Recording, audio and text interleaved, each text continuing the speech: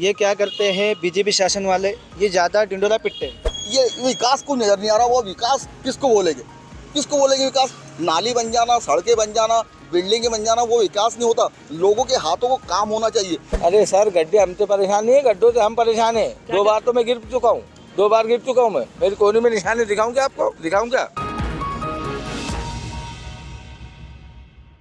मध्य प्रदेश में चुनाव काफ़ी रोचक होने वाले हैं और चुनाव को रोचक बनाती है पब्लिक। और हम जानेंगे आज के पब्लिक मीटर से कि क्या नेताओं ने विकास किए, कितने वादे किए थे, कितना उस पर काम किया। हमारे साथ कुछ लोग भी मौजूद है।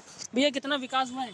विकास तो हुआ है, पर कैसा है, ये क्या करते हैं बीजेपी शासन वाले, ये ज़्यादा ढिंडोरा पिटते हैं। और कांग्रेस का कैसा है कि विकास करते हैं पर बोल के नहीं दिखाते, चालू चालू जल्दी जल्दी निपटा दे और निकल जाते। इनका कैसा, ज़्यादा बोल बच्चन वाला काम नहीं, बीजेपी का बोल बच्चन वाला काम है। वो करते कुछ कम और ज़्यादा ढिंडोरा पिटते हैं। इनका ऐसा है। काम हुआ है, कुछ विकास काम हुआ है, रोड बने हैं, विधायक निधि आई है, सब कुछ आया है बाकायदा। गांव में हमारे हथनूर में कम से कम 18 लाख का विकास हुआ है। अब ये क्या है, इनकी सरकार थी तो इनके सरकार में कमीशन दिया जाता था। अभी हमारे वहाँ पे कमीशन खोरी नहीं है, 1 रुपये का कमीशन नहीं दिया। पहले तो 10% कमीशन लेना पड़ता था इनको विधायक निधि से। और क्या क्या विकास होना चाहिए? बेहद विकास होना चाहिए। अभी थोड़ा सा सरकार बन जाएंगी तो भैया विकास मंत्री बन जाएंगे तो आगे और विकास होगा। क्या क्या विकास हुआ शहर में, क्या होना चाहिए? सड़कें बन रही है अभी शेरा भैया की निधि से। शेरा भैया का काम बोलता है। बीजेपी वाले क्या है, थोड़ा सा काम करते हैं और मीडिया में चढ़ा के बातें करते हैं। विकास हुआ है मतलब? हाँ, विकास हुआ है। हमारे गांव में डॉक्टर बाबा साहब की प्रतिमा के लिए उन्होंने पैसे दिए, सब कुछ दिया है। 2 लाख रुपए का दिया है। कितना विकास तो बहुत है साहब। हम तो गुजरात से, हमारे मोदी साहब है सर। जो भी रोड ब्रिज सब तो सही है, कोई टेंशन नहीं है। अपना बीजेपी के है, मोदी का काम सही है, सब कुछ सही है। सर, नगर सरकार की बात करें तो 1 साल हो चुका है, शहर की सड़कें खुद गई है, गड्ढे में सड़क या सड़क में गड्ढे कह पाना मुश्किल है। किस रूप में देखते हैं नगर निगम का ये विकास? देखो, नगर निगम की अगर हम बात करें तो वो तो नगर निगम महापौर और पार्षदों के आधार पर है। अभी ये चल रहा है विधानसभा चुनाव। अब विधानसभा चुनाव अगर मतलब मध्य प्रदेश की सरकार की बात अगर हम करें तो सरकार का जो दायित्व होता है, जो मुद्दे होना चाहिए तो वो जनहित वाले मुद्दे होना चाहिए। जैसे उदाहरण सबसे बड़ा मुद्दा है महंगाई, बेरोजगारी। यहाँ पे स्वास्थ्य सेवा नहीं है। जितना बड़ा हॉस्पिटल है वहाँ पर ना डॉक्टर है, ना नर्स है, ना कुछ भी नहीं। मतलब जो अगर बुरहानपुर में 3.5 लाख के ऊपर आबादी होने के बाद वोटर है, वो बुरहानपुर के जो दवाखाने में एडमिट हुए वहाँ कोई इलाज नहीं हो पाता, जिसको बाहर एक तो इंदौर रेफर कर दिया था या अन्य जगह रेफर किया था।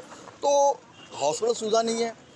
और यहाँ पर जैसे अगर हम बात करें लालबाग में सूत मिल है, ताप्ती मिल, जो कोरोना काल से बंद पड़ी है, तो वहाँ जो मजदूर है वो उनकी भूखमरी स्थिति है। बुरहानपुर में एक सूत मिल थी, बहादुरपुर सूत मिल, वो रातों रात गायब हो गई। वहाँ भी कुछ नहीं था। बुरहानपुर में जो सबसे बड़े आज जो समस्या है वो बेरोजगारी की समस्या है। और बेरोजगारी समस्या पर कोई भी नेता, वो शायद भारतीय जनता पार्टी सरकार जो अभी 18 साल से है, उसके बाद उस पर कोई काम ही नहीं हुआ है। और जो भारतीय जनता पार्टी की सरकार आई, उन्होंने आउटसोर्सेस लाया। आउटसोर्स मतलब ठेका पर्थे के माध्यम से वो लोगों को ठेके के द्वारा लोगों को काम पे रख रहे हैं। तो जो माँ बाप अपने बच्चों को इंजीनियर, डॉक्टर, बड़ी बड़ी डिग्री एजुकेशन लोग जो हासिल कर रहे हैं, बुरहानपुर के अधिकतर लोग बाहर पलायन, पूना चले गए, बॉम्बे चले गए, गुजरात चले गए। तो बुरहानपुर में ये विकास को नज़र नहीं आ रहा। वो विकास किसको बोलेंगे, किसको बोलेंगे विकास? नाली बन जाना, सड़कें बन जाना, बिल्डिंगें बन जाना, वो विकास नहीं होता। लोगों के हाथों को काम होना चाहिए। अब जिस प्रकार ये बोल रहे हैं लाडली योजना जो चालू हुई है 1000 रुपये को लेकर, तो भैया 18 साल से मध्य प्रदेश में शिवराज सिंह की सरकार थी, उस समय तो कोई बात आई नहीं। ये रेवड़ी जो टैक्स हम भर रहे हैं, ये सब भर रहे हैं। अरे हर परिवार में नौकरी दो ना, उनको काम धंधा दो, तो अपने आप परिवार की आर्थिक स्थिति सुधरेगी। विकास की बात कर रहे हो, लेकिन इस चुनाव में विकास की नज़र नहीं आ रहा है। मुद्दे जो है वो मुद्दे कई चुनाव में नहीं, काफ़ी है 4 प्रत्याशी, उन्हीं की चर्चा हो रही है। विकास के मुद्दे कहाँ हैं? विकास के मुद्दे पर तो बात ही नहीं हो रही। वो कह रहे हैं कि वो एक उम्मीदवार वो खड़ा हो गया, वो एक तो वो खड़ा हो गया।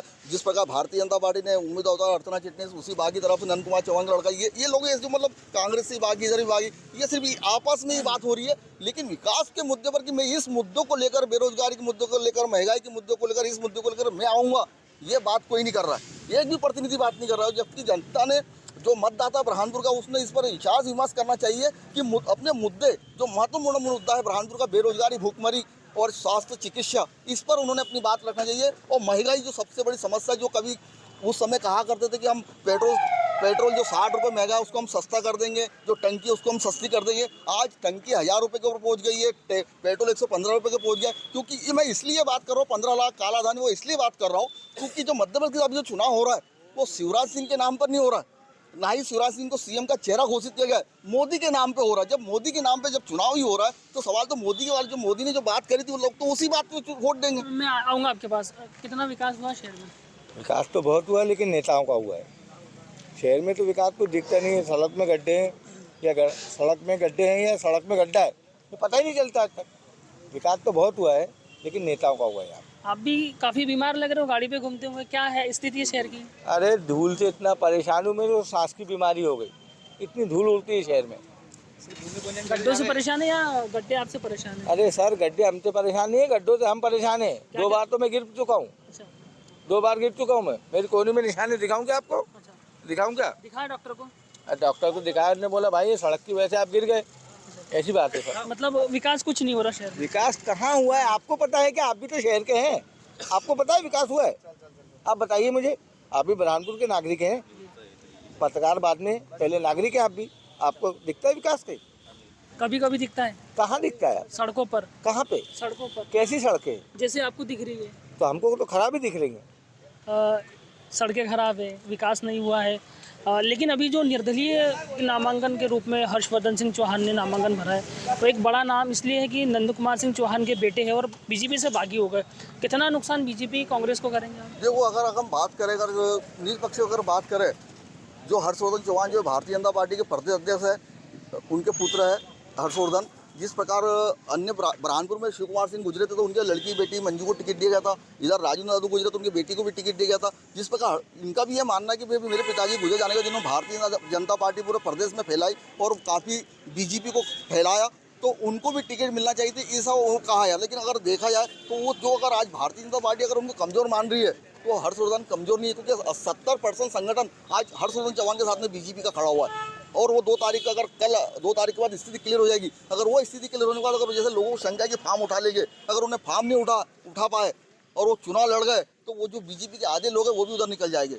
नामांकन जो था भरना वो क्लियर हो चुका है? वो मतलब क्लियर हो चुका, फॉर्म उठाने की 2 तारीख हुआ है आखिरी उठाने की। तो अभी भी लोगों में शंका है कि वो शायद फॉर्म ना उठा ले, किसी राजनीतिक दबाव में आकर, पार्टी के नेताओं के दबाव में आकर। तो पार्टी के जो कई नेता ऐसे जो कह रहे कि भाई 2 तारीख क्लियर हो जाने दो, तो बाकी हम भी तय कर लेंगे, ऐसा उनका मानना है। मध्य प्रदेश में AIMIM की एंट्री हो चुकी है, 2 सीटें हैं, एक बुरहानपुर एक जबलपुर।